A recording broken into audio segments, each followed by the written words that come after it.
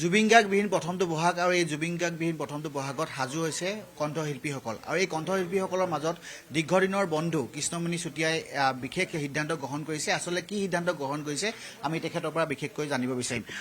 জুবিন গাৰ্গবিহীন প্ৰথমটো বহাগ আপুনি বিশেষ সিদ্ধান্ত গ্ৰহণ কৰিছে, এই সিদ্ধান্তটো কেনেকুৱা ধৰণৰ? মোৰ সিদ্ধান্তটো একেষাৰে ক'বলৈ গ'লে যিহেতু মই এবাৰ বহাগৰ অনুষ্ঠান কৰাৰ কথা নাছিল আৰু এজন কণ্ঠশিল্পীৰ লগত পেছাগতভাৱে যিহেতু মই কণ্ঠশিল্পী, মোৰ উপাৰ্জনেই মোৰ গান গোৱা আৰু মোৰ গানৰ লগত বা মোৰ লগত এটা বৃহৎ উদ্যোগ জড়িত হৈ থাকে সাংস্কৃতিক গোটেই জগতখনৰ লগত। গতিকে এই বৃহৎ উদ্যোগটোৰ কথা চিন্তা কৰি এইবাৰ আমি আজি এটা বৃহৎ সিদ্ধান্তত উপনীত হ'লোহি যে এইবাৰ বহাগৰ অনুষ্ঠানত মোৰ যিটো পাৰিশ্ৰমিক হ'ব সেইটো সম্পূৰ্ণ বিনামূলীয়া হ'ব আৰু যিসকল বাদ্যযন্ত্ৰী বা যাতায়াতৰ ব্যৱস্থা বাকী যিখিনি আমাৰ খা খৰচ হ'ব আমি সামান্য মাননীয়তাৰে আমি অনুষ্ঠান অব্যাহত ৰাখিম, আমি যাত্ৰা অব্যাহত ৰাখিম আৰু মোৰ যিটো আজি ৩৫ বছৰীয়া যাত্ৰাত যিটো পাৰিশ্ৰমিকেৰে মই গীত গাবলৈ যাওঁ মোৰ পাৰিশ্ৰমিক সম্পূৰ্ণ এই বছৰ বিনামূলীয়া হ'ব। সেইবুলি এনেকুৱাও নহ'ব যে মই ৩০ দিনত ৩০খন ফাংচন কৰিম বা ২ মাহত মই ৫০খন ফাংচন কৰিম, তেনেকুৱাও নহয়। এটা নিৰ্দিষ্ট সময়ৰ মাজত আমি জুবিন গাৰ্গৰ গোটেই সৃষ্টিৰাজিক আমি জীয়াই ৰাখিম। যিহেতু ৯৩ চনৰ পৰা জুবিন গাৰ্গৰ লগত আমাৰ যি সম্পৰ্ক ২০০১ চনৰ পৰা ৰাংঢালীৰ এই যাত্ৰাটোৰ লগত জুবিন গাৰ্গৰ যি সাহস, যি অনবদ্য আমাৰ প্ৰতি অৱদান আছে, সেই গোটেই সৃষ্টিৰাজিখিনিক লৈয়ে আমাৰ এই যাত্ৰা অব্যাহত থাকিব।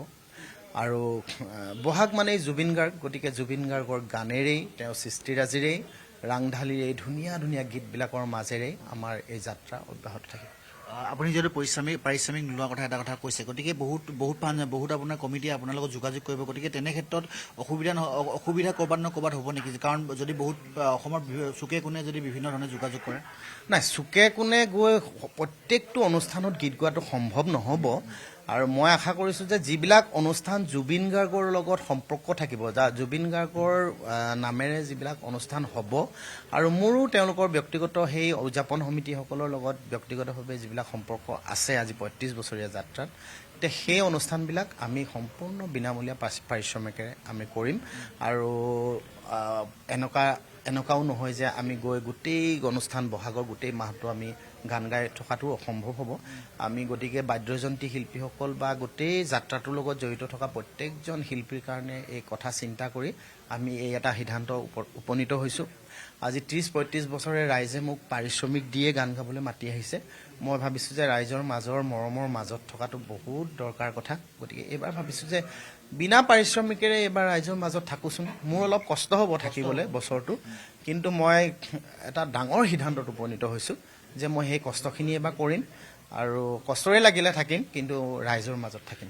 তাৰে মাজতে সুধিব বিচাৰিম কিমানখন সমিতি আপোনালোকৰ? আমাৰ প্ৰায় ১৭খনমান ফাংচন আমাৰ লগত যোগাযোগ হৈছিলে আৰু যিসকল উদযাপন সমিতিৰ লগত আমাৰ ইতিমধ্যে এগ্ৰিমেণ্ট হৈছে তেওঁলোকৰ লগতো আমাৰ এই যি সিদ্ধান্ত একে সিদ্ধান্তই তেওঁলোকৰ মাজতো বাহাল থাকিব আৰু যিসকল ৰাইজে আমাক নিমন্ত্ৰণ কৰিব তেওঁলোকৰ লগত আমি যদি তেওঁলোকৰ ইচ্ছা থাকে তেওঁলোকৰ লগত আমি ব্যক্তিগতভাৱে কথা পাতি ল'ম, আমি সেইখিনি নিজৰ মাজতে বুজাবুজি কৰি ল'ম।